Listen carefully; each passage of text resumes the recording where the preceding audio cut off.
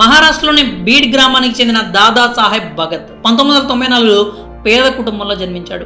అతని కుటుంబం చెరకు తోటల్లో కూలి పనులు చేస్తూ జీవనం సాగించేది. దీంతో భగత్ కూడా పొలం పనులు చేసేవాడు. అలాగే ఆర్థిక ఇబ్బందులను ఎదుర్కొంటూ 10వ తరగతిని పూర్తి చేశాడు. ఆ తర్వాత ఐటీఐ చదివేందుకు పూణే వెళ్ళాడు. అక్కడ ఐటీఐ చదువుతూనే చిన్న చిన్న పనులు చేసేవాడు. ఆ చదువు పూర్తయిన తర్వాత ప్రముఖ tech company Infosys guest house లో ఆఫీస్ బాయ్ గా పనిచేశాడు. అతిథులకు టీ, నీళ్లు అందించేవాడు.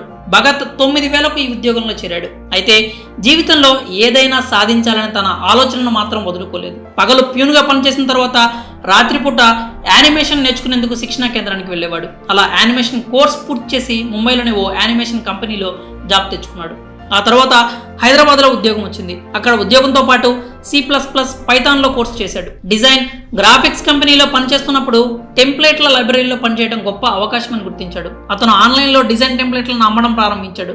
ఇలా సాగుతున్న సమయంలో ఓసారి భగత్ ప్రమాదానికి గురయ్యాడు. దీంతో అతడి ప్రణాళికలన్నీ చిన్నాభిన్నమయ్యాయి. చాలా నెలలు మంచం మీదనే ఉండాల్సి వచ్చింది. ఈ ప్రమాదం భగత్లోని ధైర్యాన్ని, లక్ష్యాన్ని తగ్గించలేదు. మంచం మీదే ఉంటూ డిజైన్లు, టెంప్లెట్లు తయారు చేయడం ప్రారంభించాడు. వీటిని విక్రయించడంతో జాబ్లో వచ్చే జీతం కంటే ఎక్కువ సంపాదించాడు.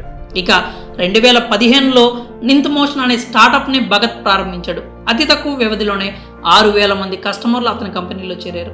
ఇక లాక్డౌన్ సమయంలో తన గ్రామానికి వెళ్ళిపోవాల్సి వచ్చింది. గ్రామంలోని గోశాలలో టెంపరీ ఆఫీస్ను ఏర్పాటు చేశాడు. అతను క్యాన్వా మాదిరిగానే సులభమైన డిజైనింగ్ సాఫ్ట్వేర్ను సృష్టించాడు. అలా ఒకప్పుడు 9000కు పనిచేసిన భగత్ నేడు కోట్ల టర్నోవర్ చేసే కంపెనీని స్థాపించాడు. 26 సెప్టెంబర్ 2020 మన్ కీ బాత్ కార్యక్రమంలో ప్రధాని మోదీ కూడా భగత్ పనిని, అంకిత భావాన్ని ప్రశంసించారు. చిన్న సమస్యకే మానసిక ఒత్తిడికి గురయ్యే యువత భగత్ను ఆదర్శంగా తీసుకోవాలి. మరి ఆఫీస్ బాయ్ నుంచి ఆఫీస్కే బాస్కే ఎదిగిన దాదా సాహెబ్ భగత్ సక్సెస్ స్టోరీపై మీ అభిప్రాయాలు ఏంటో కామెంట్స్ రూపంలో తెలియజేయండి.